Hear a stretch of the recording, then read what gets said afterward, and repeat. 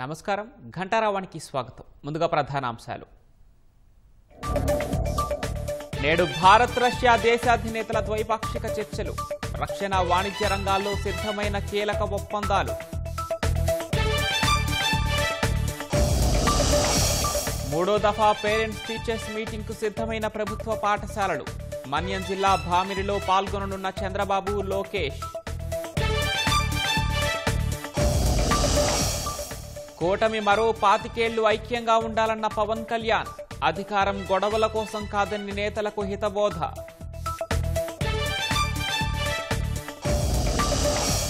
విధుల్లో అలసత్వం ప్రదర్శించిన పీహెచ్సీ వైద్యులు, సిబ్బందిపై కొరడా. పల్నాడు జిల్లా గణపవరంలో 10 మందిని సస్పెండ్ చేసిన డిఎంహెచ్ఓ. వచ్చే ఫిబ్రవరికి సర్వీసులు సాధారణ స్థితికి వస్తాయన్న ఇండిగో. పైలట్ల విధులు, నైట్ ల్యాండింగ్ నిబంధనల సవరణలకు వినతి.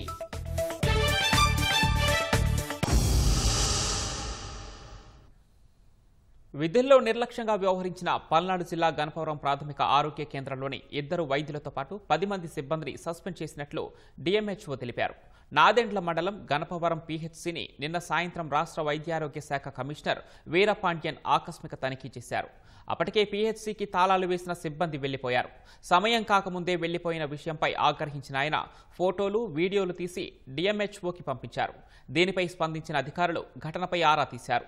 వైద్యులు కవిత, అనసూయదేవి, ప్రసాద్ నాయక్తో పాటు 10 మంది సిబ్బందిని సస్పెండ్ చేస్తూ ఉత్తర్వులు జారీ చేశారు. వారి స్థానాల్లో డిప్యూటేషన్పై చిలకలూరిపేట నుంచి బృందాన్ని నియమించారు. విధి నిర్వహణలో నిర్లక్ష్యం వహించిన వారిపై కఠిన చర్యలు తీసుకుంటామని డిఎంహెచ్ఓ తెలిపారు.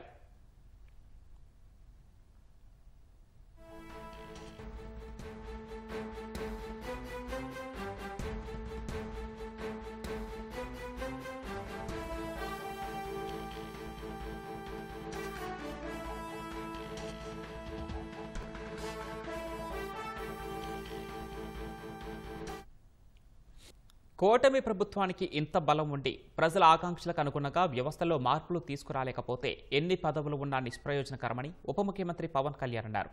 చిత్తూరులో కూటమి పార్టీల కార్యకర్తలతో పవన్ సమావేశమయ్యారు. ఇదే ఐక్యతతో మరో 15 ఏళ్లు కష్టపడితే రాష్ట్రానికి సుస్థిర అభివృద్ధి సాధ్యమవుతుందన్నారు. అధికారంలోకి వచ్చింది గొడవలు పడటానికి కాదంటూ కూటమి నేతలకు స్పష్టం చేశారు.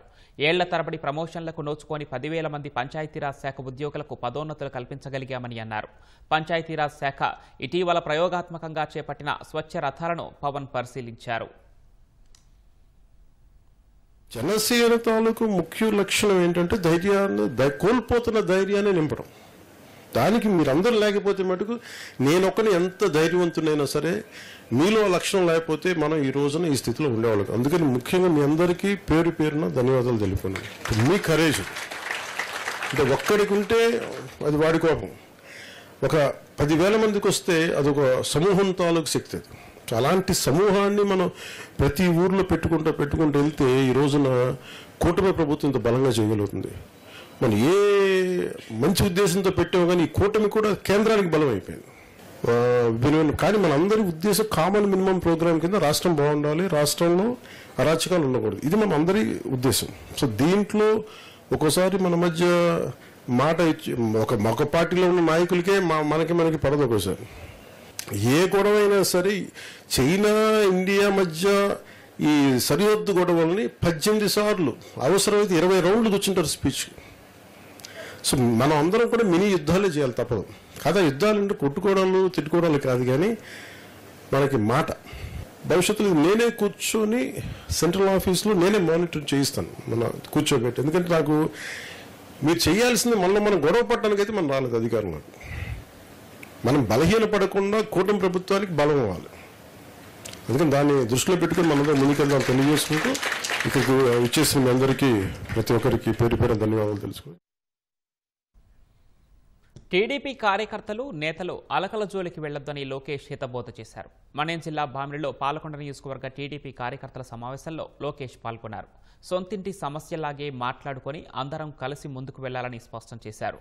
మరో 15 ఏళ్లు కూటమి అధికారంలో ఉంటుందనే విషయాన్ని వైసీపీ నేతలు గుర్తుంచుకోవాలని హెచ్చరించారు. ఇందుకోసం ప్రభుత్వ సంక్షేమ పథకాల్ని ప్రజల్లోకి తీసుకువెళ్లాలని లోకేష్ పిలుపునిచ్చారు. కానీ మనం చెప్పుకోవట్లేదు. అది మారాల్సిన అవసరం ఉంది. మన పార్టీలో ఒక జబ్బు ఉంది, అలక. మన పార్టీ ఇది, కానీ ఏమైనా మనకు నచ్చంది జరిగితే ఇంటికి వెళ్ళి పడుకుంటాం. దానివల్ల నష్టపోయేది ఎవరు? మనమే. ఈ అలక మానేయాలి.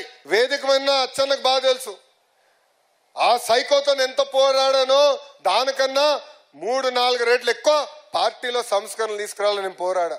మీరు అందరూ అనుకోవచ్చు అబ్బా లోకేష్ అనుకుంటే అయిపోతుందని, కానీ బాబు గారిని ఒప్పించాలి, పాలిట్ బ్యూరోని ఒప్పించాలి. అంత తేలికైన పని కాదు ఇది. కొన్ని అయినాయి, కొన్ని అవలేకపోయినాయి. కానీ ఏనాడే నేను అలిగానా, ఆగానా?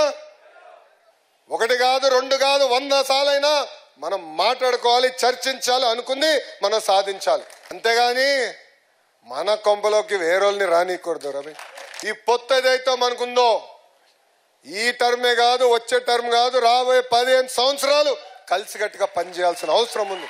పవన్ అన్న కూడా పదే చెప్పారు, కలిసికట్టుగా పనిచేయాలి.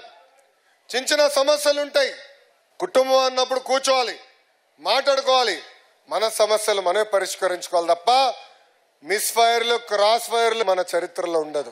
ఈ భూమి పైన లోకేష్ శాశ్వతం కాదు, తెలుగుదేశం పార్టీ శాశ్వతం. మనందరి నాయకుడు ఒక్కరే, అది చంద్రబాబు నాయుడు గారు ఒక్కరు. నేను మనిషిని, నేను 10 నిర్ణయాలు తీసుకుంటా, దాంట్లో 3 తప్పవుతాయి. తప్పవుతుందని చెప్పాల్సిన బాధ్యత ఇక్కడున్న మీ పైన ఉంది, సరిదిద్దుకోవాల్సిన బాధ్యత నా పైన ఉంది. నేను ఏనాడు నేను అనుకుందే రైట్, నేను అనుకున్నాను కనుక చెయ్యాలని నేను అనుకున్నాను. యువకుడిని ఉత్సాహవంతం కొంచెం స్పీడ్ ఎక్కువలే, అలా అని నేను చెక్ చేసుకుంటా. సో ఎవరు ఆవేదన పడాల్సిన అవసరంలా. 1 కాదు 2 కాదు 10 కాదు 100 సార్లు చెప్పాలి. మనకున్న సమస్యలు మనం పరిష్కరించుకోవాలి. అంతేగాని అలక ఇంటికి వెళ్ళి పడుకుంటా ఎన్నంటే నా దగ్గర కుదరదు, బయటికి లాక్కుంటా తీసుకొస్తాం. మళ్ళీ కలిసికట్టుగా పనిచేద్దాం. భారత పర్యటనకు వచ్చిన రష్యా అధ్యక్షుడు పుతిన్ నేడు ప్రధాని నరేంద్ర మోదీతో ద్వైపాక్షిక చర్చలు జరపనున్నారు. హైదరాబాద్ హౌస్లో జరిగే భారత్ రష్యా 23వ వార్షిక ద్వైపాక్షిక శిఖరాగ్ర సమావేశంలో పలు కీలక ఒప్పందాలు కుదరనున్నాయి. వాణిజ్యం, రక్షణ రంగాలతో పాటు పలు కీలక ఒప్పందాలపై ఇరు దేశాలు సంతకాలు చేయనున్నాయి. భారత్తో చిరకాల బంధాన్ని మరింత బలోపేతం చేసుకునే దిశగా రష్యా అధ్యక్షుడు వ్లాదిమిర్ పుతిన్ భారత పర్యటనకు వచ్చారు. 2 రోజుల పర్యటనలో భాగంగా రాత్రి ఢిల్లీ చేరుకున్న పుతిన్ కు ప్రధాని నరేంద్ర మోదీ ఘన స్వాగతం పలికారు. పాలం విమానాశ్రయంలో పుతిన్ విమానం దిగిరాగానే మోదీ ఆయనకు కరచాలనంతో పాటు ఆలింగనం చేసుకున్నారు. భారతీయ సంప్రదాయ నృత్యాలతో పుతిన్ కు స్వాగతం లభించింది. అనంతరం వారిద్దరూ ఒకే కారులో ప్రధాని నివాసానికి చేరుకున్నారు. అక్కడ ప్రధాని మోదీ పుతిన్ కు ప్రైవేటుగా విందు ఇచ్చారు. ఈ ఉదయం 11 గంటలకు పుతిన్ కు రాష్ట్రపతి భవన్లో అధికారిక స్వాగతం లభించనుంది. తర్వాత ఆయన హైదరాబాద్ హౌస్ లో భారత్ రష్యా 23వ వార్షిక శిఖరాగ్ర సమావేశానికి హాజరవుతారు. రక్షణ రంగంలో మరింత సహకారం, అంతర్జాతీయంగా వస్తున్న వాణిజ్య ఒత్తిళ్లను తట్టుకోవడం, చిన్న తరహా మాడ్యులర్ అణు రియాక్టర్ల రంగంలో పరస్పరం సహకరించుకోవడం వంటి అంశాలపై ఇరువురు నేతలు చర్చలు జరపనున్నారు. ఈ సందర్భంగా పలు కీలక ఒప్పందాలను కుదుర్చుకోనున్నారు. ఇందులో భాగంగా $2 బిలియన్ విలువైన జలాంతర్గాములు లీజు ఒప్పందంపై ఎంఓయూ కుదిరే అవకాశముందని తెలుస్తోంది. ముడి చమురు దిగుమతుల కారణంగా రష్యాతో వాణిజ్య లోటు భారీగా ఉన్న అంశాన్ని ప్రధాని మోదీ ప్రస్తావించే అవకాశముంది. రష్యాలో భారతీయ కార్మికులకు ఉద్యోగ అవకాశాలపై ఒప్పందం కుదరనుంది. ఎరువుల దిగుమతులపైన ఒప్పందం ఖరారు కానుంది. చమురు దిగుమతులపై రష్యా మరింత సబ్సిడీని ఆఫర్ చేసే అవకాశముంది. యూరేసియన్ ఆర్థిక కూటమితో స్వేచ్ఛా వాణిజ్య ఒప్పందం గురించి పుతిన్ మోదీ చర్చించవచ్చని తెలుస్తోంది. చర్చల తర్వాత హైదరాబాద్ హౌస్ లోనే పుతిన్ కు ప్రధాని మోదీ విందు ఇస్తారు. శిఖరాగ్ర సమావేశం తర్వాత పుతిన్ రష్యా ప్రభుత్వ ఛానల్ను భారత్లో ప్రారంభిస్తారు. తర్వాత ఆయన గౌరవార్థం రాష్ట్రపతి ఇచ్చే ఆతిథ్యాన్ని స్వీకరిస్తారు. భారత్ మండపంలో ఫిక్కీ, రోజ్ కాంగ్రెస్ సంయుక్తంగా నిర్వహించే వాణిజ్య సమావేశంలో పుతిన్ మోదీ పాల్గొంటారు. అనంతరం పుతిన్ రష్యా తిరుగు పయనమవుతారు. పుతిన్ భారత పర్యటన సందర్భంగా ఢిల్లీలో కట్టుదిట్టమైన భద్రతా ఏర్పాట్లు చేశారు. 5,000 మందికి పైగా సిబ్బందిని భద్రతా విధుల్లో నియమించారు. పుతిన్ వెళ్లే అవకాశమున్న మార్గాలు, సమావేశ ప్రదేశాలను అత్యున్నతాధికారులు స్వయంగా పర్యవేక్షిస్తున్నారు. ఉగ్రవాద వ్యతిరేక దళాలు, స్వాట్ బృందాలు, స్నైపర్లు, తక్షణ స్పందన దళాలను కీలక ప్రాంతాల్లో మోహరించారు. భద్రతా కారణాల రీత్యా రాత్రి పుతిన్ బస చేసిన ప్రాంతాన్ని రహస్యంగా ఉంచారు. భారత్ రష్యా బంధం ఏ ఒక్కరికి ఏ దేశానికి వ్యతిరేకం కాదని రష్యా అధ్యక్షుడు పుతిన్ స్పష్టం చేశారు. ఈ బంధం రెండు దేశాల ప్రయోజనాలను కాపాడుకోవడానికేనని పేర్కొన్నారు. భారత పర్యటన సందర్భంగా ఆయన జాతీయ మీడియాకు ఇంటర్వ్యూ ఇచ్చారు. అంతర్జాతీయ మార్కెట్లో భారత్ ఎదుగుదలను కొంతమంది జీర్ణించుకోలేకపోతున్నారని పుతిన్ విమర్శించారు. అందుకే రష్యాతో సన్నిహిత సంబంధాలను అడ్డుపెట్టుకుని భారత్ ప్రభావాన్ని తగ్గించేందుకు ప్రయత్నిస్తున్నారని తెలిపారు. పాశ్చాత్య దేశాల ఆంక్షలు భారత్ రష్యా ఇంధన బంధంపై పెద్దగా ప్రభావం చూపలేదని స్పష్టం చేశారు. రష్యా నుంచి భారత్ ముడి చమురు కొనుగోలుపై అమెరికా అభ్యంతరాలను పుతిన్ తోసిపుచ్చారు. రష్యా చమురు కొనడానికి అమెరికాకు హక్కు ఉన్నప్పుడు భారత్కు ఎందుకు ఉండదని ప్రశ్నించారు. అణు ఇంధన అవసరాల కోసం అమెరికా ఇప్పటికీ తమ వద్ద అణు ఇంధనాన్ని కొంటోందని తెలిపారు. గతంలో భారత్ను చూసినట్లు ఇప్పుడు చూడలేరన్న పుతిన్, ప్రధాని మోదీ ఎవరి ఒత్తిళ్లకు తలొగ్గే రకం కాదని, ఆయనను చూసి భారత ప్రజలు గర్వించాలని పేర్కొన్నారు. ఇప్పటికే రెండు దేశాల మధ్య వాణిజ్యంలో 90% లావాదేవీలు సొంత కరెన్సీల్లో చోటు చేసుకున్నాయని తెలిపారు. మిగతా 10%లో మధ్యవర్తిత్వ సంస్థల కారణంగా ఇబ్బందులు ఉన్నాయని, వాటికి పరిష్కారాలు కనుగొంటామని పుతిన్ వెల్లడించారు. మిజోరాం మాజీ గవర్నర్, బీజేపీ దివంగత నేత సుష్మా స్వరాజ్ భర్త స్వరాజ్ కౌశల్ కన్నుమూశారు. ఆయన వయసు 73 ఏళ్లు. నిన్న మధ్యాహ్నం ఛాతీ నొప్పి రావడంతో స్వరాజ్ కౌశల్ను హుటాహుటిన ఎయిమ్స్ ఆసుపత్రికి తరలించారు. ఇప్పటికే ఆయన మృతి చెందినట్లు వైద్యులు ప్రకటించారు. 1952 జూలై 12న హిమాచల్ ప్రదేశ్లోని సోలన్లో జన్మించిన స్వరాజ్ కౌశల్ సీనియర్ అడ్వకేట్గా పనిచేశారు. 37 ఏళ్ల వయసులోనే 1990లో మిజోరాం గవర్నర్గా నియమితులయ్యారు. ఆయన భార్య సుష్మా స్వరాజ్ ఢిల్లీ ముఖ్యమంత్రిగా, భారత విదేశాంగ మంత్రిగా సేవలందించారు. 2019 ఆగస్టు 6న ఆమె మరణించారు. స్వరాజ్ కౌశల్ కుమార్తె బన్సూరి స్వరాజ్ ప్రస్తుతం న్యూఢిల్లీ ఎంపీగా ఉన్నారు. స్వరాజ్ కౌశల్ మృతి పట్ల ప్రధాని నరేంద్ర మోదీ సంతాపం తెలిపారు. అణగారిన వర్గాలకు సహాయం చేయడానికి న్యాయవాద వృత్తిని ఆయన ఉపయోగించారని మోదీ గుర్తు చేసుకున్నారు. రాజధాని అమరావతిని ఓ సృజనాత్మక నగరంగా తీర్చిదిద్దుతామని సీఎం చంద్రబాబు ఉద్ఘాటించారు. అమరావతిలో ప్రతి భవనాన్ని విలక్షణంగా పచ్చదనంతో అలరారేలా నిర్మించాలని స్పష్టం చేశారు. రాజధానిలో గవర్నర్ నివాసం లోక్ భవన్ సహా ఇతర పనులకు నాబార్డు నుంచి 7,380 కోట్ల రుణం తీసుకునేందుకు ముఖ్యమంత్రి అంగీకారం తెలిపారు. అమరావతిలో మరికొన్ని కీలక నిర్మాణాలకు సీఆర్డీఏ సమావేశంలో సీఎం చంద్రబాబు ఆమోదం తెలిపారు. అమరావతిలోని గవర్నమెంట్ కాంప్లెక్స్ లో 169 కోట్లతో చేపట్టే లోక్ భవన్, 165 కోట్లతో ఏపీ జ్యుడిషియల్ అకాడమీ నిర్మాణ ప్రతిపాదనకు పచ్చజెండా ఊపారు. అమరావతిలో మౌలిక సదుపాయాల కల్పన కోసం నాబార్డు నుంచి 7,380 కోట్ల రుణాన్ని తీసుకునేందుకు సీఆర్డీఏ అంగీకారం తెలిపింది. E3 సీడ్ యాక్సెస్ రహదారిని 16వ నంబర్ జాతీయ రహదారితో అనుసంధానించేందుకు 532 కోట్లతో టెండర్లు పిలవాలని నిర్ణయించింది. అమరావతిలో రెండో విడత భూ సమీకరణ ప్రణాళికలకు సీఎం ఆమోదం తెలిపారు. ప్రస్తుతం రాజధాని పరిధిలో 85 నిర్మాణ పనులు జరుగుతున్నాయని అధికారులు వివరించగా, నిర్దేశిత గడువుకు ముందే పూర్తయ్యేలా చూడాలని సీఎం స్పష్టం చేశారు. నిర్మాణాల్లో వేగంతో పాటు నాణ్యతపై ఎక్కడా రాజీ పడొద్దని తేల్చి చెప్పారు. సీఆర్డీఏ పరిధిలో బ్యూటిఫికేషన్ పనులు కూడా చేపట్టాలన్నారు. నీరుకొండ వద్ద ఎన్టీఆర్ విగ్రహ నిర్మాణానికి జాతీయ, అంతర్జాతీయ స్థాయిల్లోని ప్రాజెక్టులు అధ్యయనం చేయాలని అన్నారు. తెలుగు ప్రజలందరి భాగస్వామ్యంతో ఈ ప్రాజెక్టును చేపట్టాలని సీఎం సూచించారు. జనవరి కల్లా సీడ్ యాక్సెస్ రహదారిని మంగళగిరి రోడ్డుకు కలుపుతామని సీఆర్డీఏ సమావేశం తర్వాత మంత్రి నారాయణ చెప్పారు. జగన్ నేరుగా వచ్చి చూస్తే అమరావతి అభివృద్ధి పనులు కనిపిస్తాయని చురకలు అంటించారు. 15 అంగన్వాడీ సెంటర్లు, ఒక కొన్ని స్కూల్స్, హెల్త్ సెంటర్స్, ఇవి మొత్తం దాదాపు ఒక 30 దాకా రెడీ అయిపోయినాయి. డిసెంబర్ ఎండింగ్ లోపల అక్కడ కొద్దిగా లాన్ గీన్ కొంత ఇన్ఫ్రాస్ట్రక్చర్ చేయాల్సింది. అవుట్ సైడ్, ఇన్సైడ్ అయిపోయింది. అవి చేసి ఇమీడియట్గా చేస్తాం. మార్చి ఎండింగ్ లోపల అధికారుల భవనాలు పూర్తయ్యేటట్టుగా వీఆర్ వర్కింగ్. ల్యాండ్ అక్విజిషన్కి, ల్యాండ్ పుల్లింగ్కి తేడా తెలుసుకోవాలి. ల్యాండ్ పుల్లింగ్ తీసుకుంటే ఎంత ల్యాండ్ మనం వెళ్తుంది, ల్యాండ్ అక్విజిషన్ తీసుకుంటే ఎంత, ల్యాండ్ అక్విజిషన్ తీసుకుంటే 100% వెళ్తుంది. ల్యాండ్ పుల్లింగ్ తీసుకొని ఇంటర్నేషనల్ స్టాండర్డ్లో చేసినప్పుడు ఒక 15-20% మనకు మిగిలేదు. అది యాక్చువల్గా తెలుసుకోవాలి. తెలుసుకుంటే ఆ క్వశ్చన్లు రావు. రాజధాని రైతులకు క్యాపిటల్ గెయిన్స్ మినహాయింపుపై కేంద్ర మంత్రి నిర్మలా సీతారామన్ సానుకూలంగా స్పందించారని నారాయణ తెలిపారు. రాజధానిలో రెండో విడత భూ సమీకరణ ప్రక్రియ ప్రారంభం కాకముందే రైతులు భూములిచ్చేందుకు స్వచ్ఛందంగా ముందుకొస్తున్నారు. మరో 4 గ్రామాల రైతులు ల్యాండ్ పూలింగ్కు సిద్ధమని ప్రకటించారు.